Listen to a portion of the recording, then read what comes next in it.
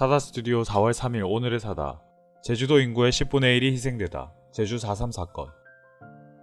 제주 4.3 사건은 1947년 3월 1일을 기점으로 하여 1948년 4월 3일에 발생한 소요 사태 및 1954년 9월 21일까지 발생한 무력 충돌과 진압 과정에서 주민들이 희생당한 사건입니다. 1947년 3월 1일 3.1절 기념 제주도 대회가 열렸고 행사가 끝나자 군중들은 가두 시위에 나섰습니다. 이때 기마경찰의 말발굽에 어린아이가 치였는데 기마경찰이 다친 아이를 그대로 두고 지나가자 흥분한 군중들이 돌을 던지며 항의했고 기마경찰은 경찰서까지 쫓아냅니다. 경찰서에서는 시위대가 경찰서를 습격한 것으로 오인하여 발포하였고 발포로 인해 주민 6명이 사망, 6명이 부상을 당하게 됩니다.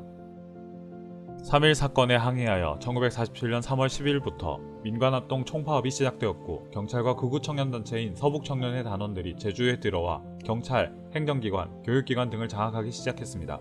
이들은 빨갱이 사냥을 한다는 구실로 테러를 일삼았습니다. 그리고 1948년 4월 3일 남로당 당원들이 제주도에서 무장봉개하였습니다. 또 우익단체의 잔인한 활동에 분노하던 제주도민들도 반감을 갖고 그들을 돕는 일도 발생하여 사태는 걷잡을 수 없이 커져갔습니다. 50 총선거를 앞두고 미군정과 무장대화의 평화협상이 성사되기도 하였으나 5월 1일 우익청년단이 오라리 마을에 방화하는 사건이 벌어지고 이후 미군이 경비대에게 총공격을 명령함에 따라 협상은 깨지게 됩니다. 1948년 8월 15일 대한민국 정부가 수립된 뒤 사태를 진압하기 위하여 군을 증파, 강력한 진압작전을 펼쳤고 10월 11일에는 제주도에 경비사령부를 설치, 해안에서 5km 이상 들어간 중산간 지대를 통행하는 자는 폭도대로 간주하여 총살하겠다는 포고문을 발표합니다.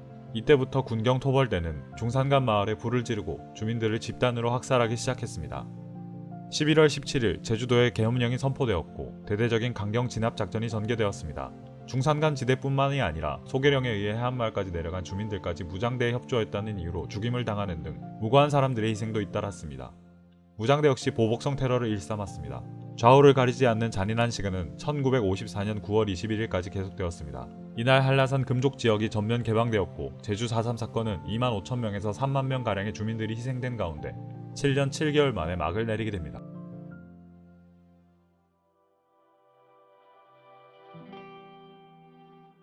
(1974년 4월 3일) 민청학년 사건이 있었습니다.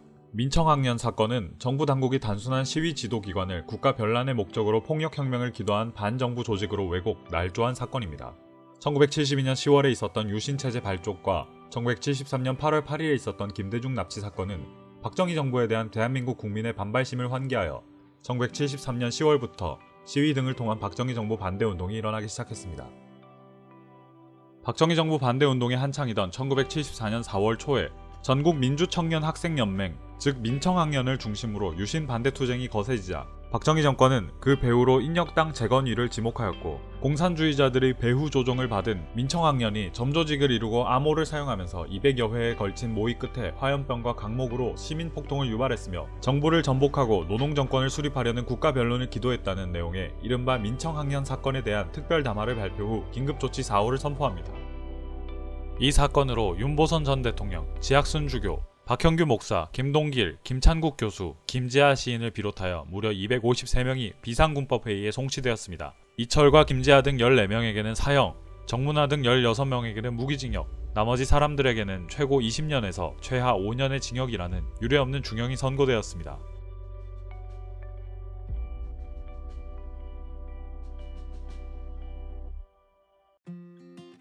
그랬다고 합니다. 좋아요와 구독 부탁합니다.